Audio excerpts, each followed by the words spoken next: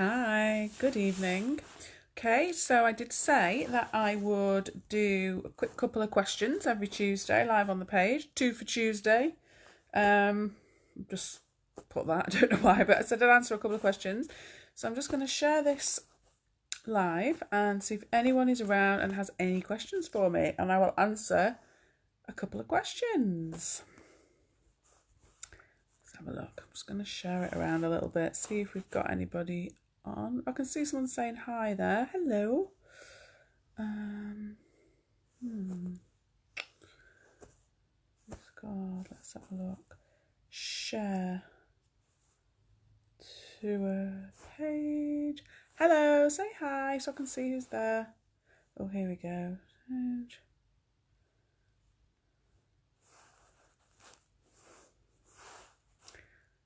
Hi, Becky.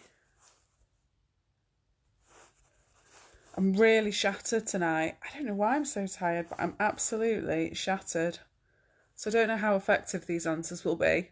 But, hi Tracy, I will give them a go. So yes, if anyone has any questions about anything at all, give me a shout, let me know. And I will answer a couple of questions. Hi Joe. Okay, so I think we'll be getting some more of you on there.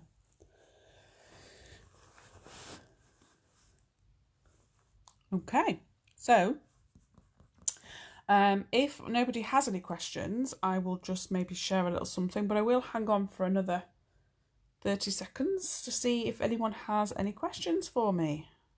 Say hi so I can see you.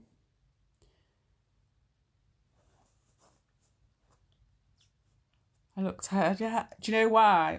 I just thought actually, I've got bits of mascara under my eyes.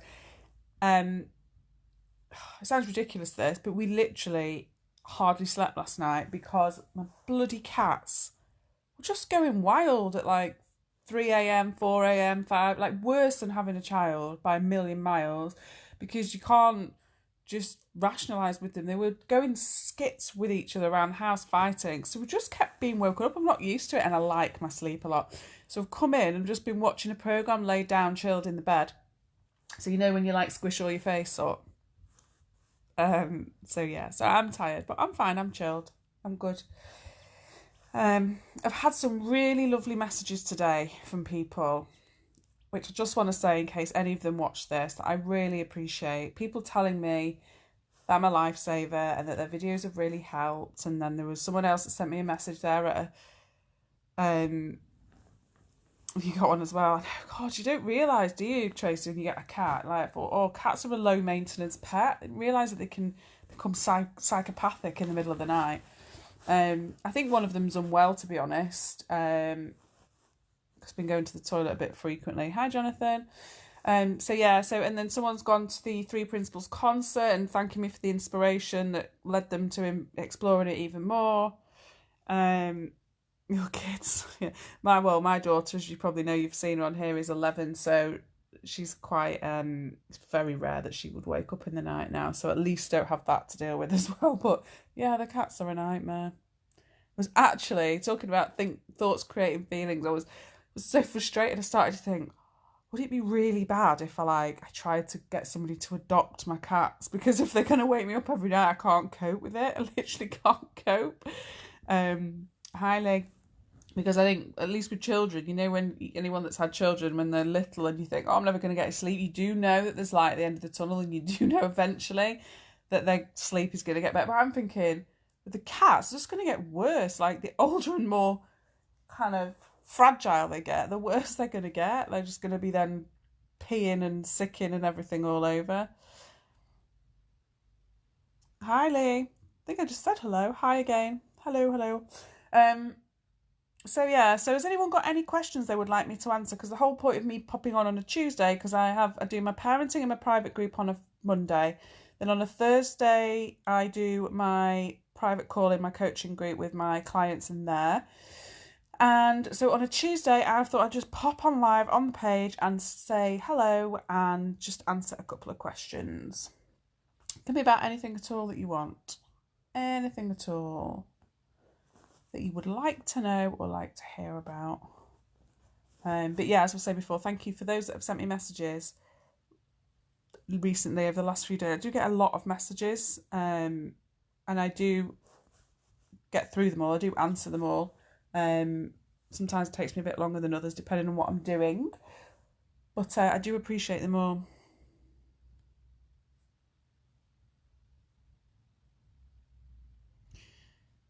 So let's have a look. So Lee has a question. I feel really lost sometimes. Will I ever find my soulmate?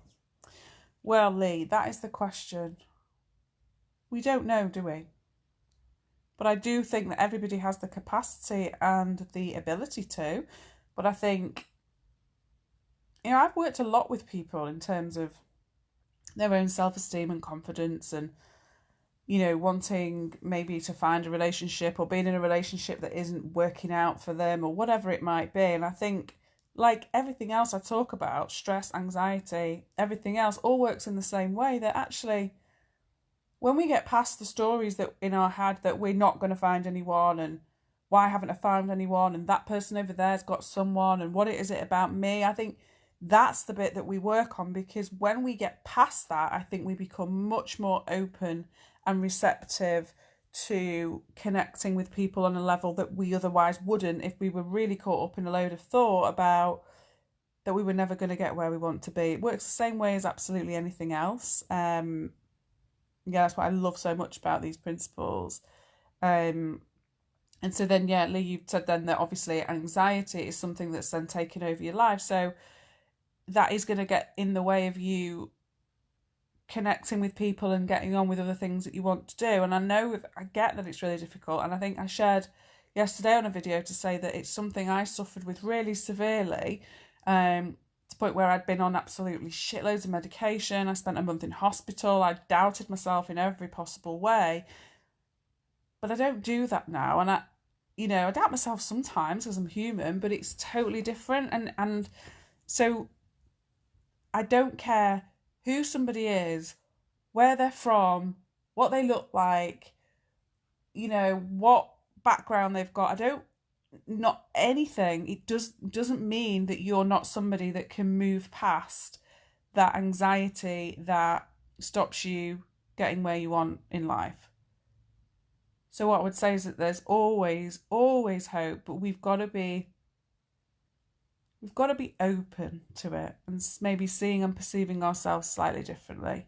Because the other thing is, with anxiety and relationships, there's a big link there, isn't there? And I can remember even being in a really, what I would describe as a really stable relationship. I've been with my partner now for over 20 years, my husband, but there has been times where I've been particularly anxious, that I've really doubted the relationship, because what I've doubted is, how would somebody stick around with me whilst I'm like that? Maybe he's going to get to a point where he's had enough.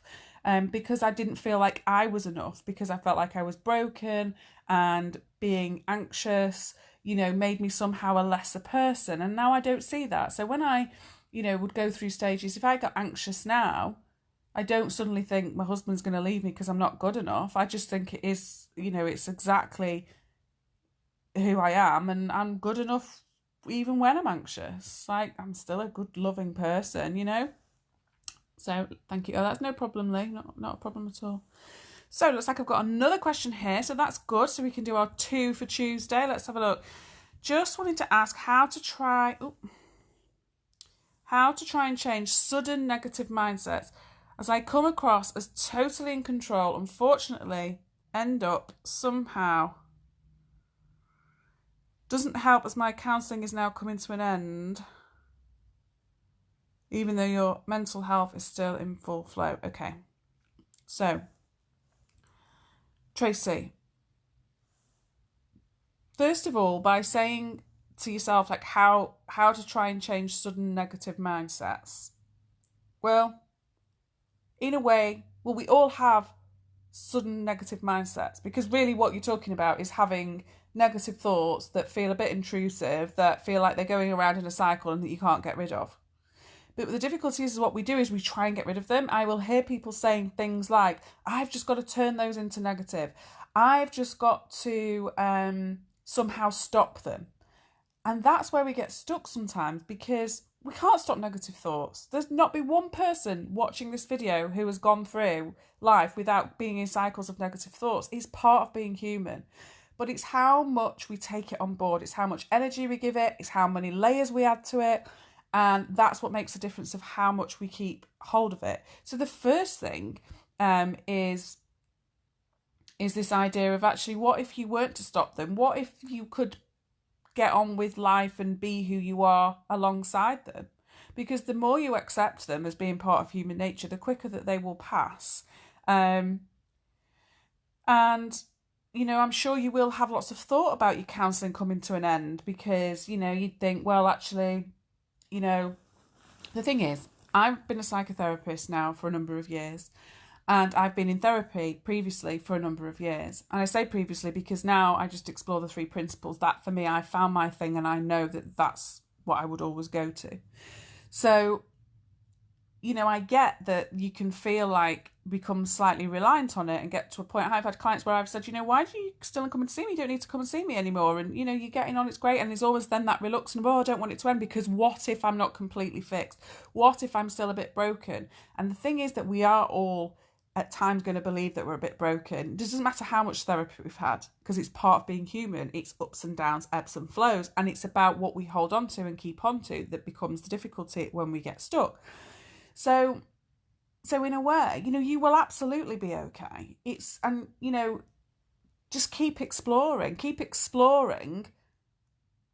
mental health, keep exploring the idea of your innate wellness. The stuff that I talk about is, you know, the reason I set up the coaching group is for people that don't necessarily want to be in therapy every single week with a therapist, but would like to still keep exploring about, you know, how human nature works and finding themselves more and more peace of mind the more they explore that. So there's lots of different options. And when you say your mental health is still in full flow, I think what you're meaning is the opposite from what you've said, but I would agree with you. Your mental health is in full flow. And let me tell you what I mean by that.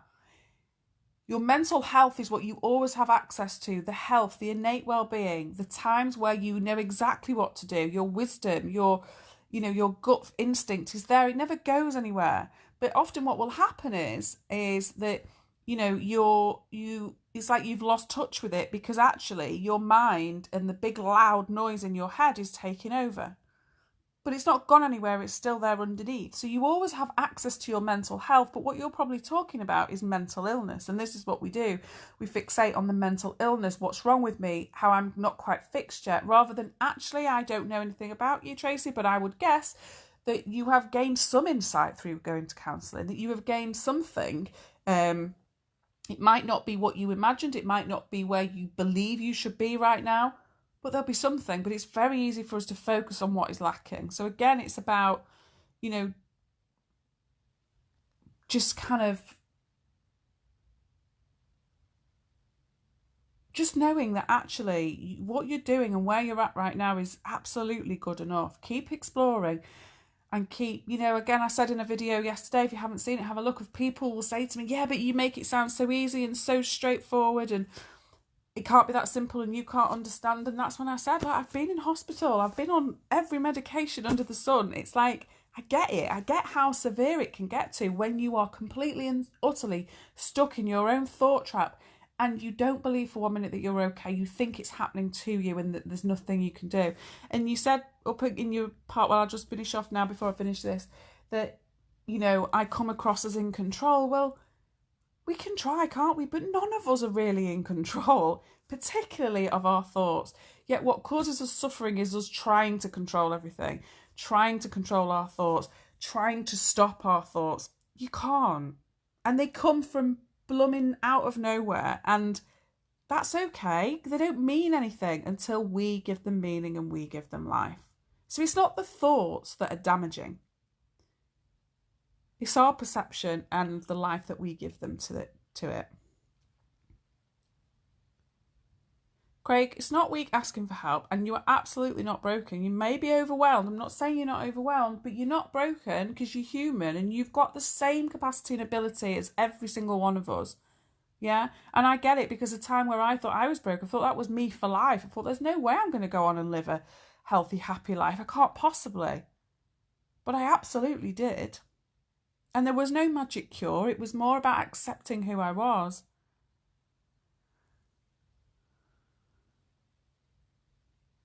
Yeah, so it's having that peace of mind, just trying to have a middle ground somewhere instead of being either extremely high or totally low. BPD is awful. For those of you that don't know what that is, it's borderline personality disorder. I've worked in a specialist residential home for people, just people with borderline personality disorder. So I do get it. I do know what that experience can be like. And I've seen people and the way that things will go backwards and forwards with that condition. But what I'll also say to you is just because of that diagnosis does not mean that you are not able to access peace of mind the same way that any other human being can. I've seen it. I've seen it with my own eyes. So I'm going to leave that there. And yeah, I'll catch up with you all very soon. Thank you so much for joining me. It's nice to have people there and to ask questions. And I will go back to my lazy evening. I've just messaged my daughter and my husband who are out.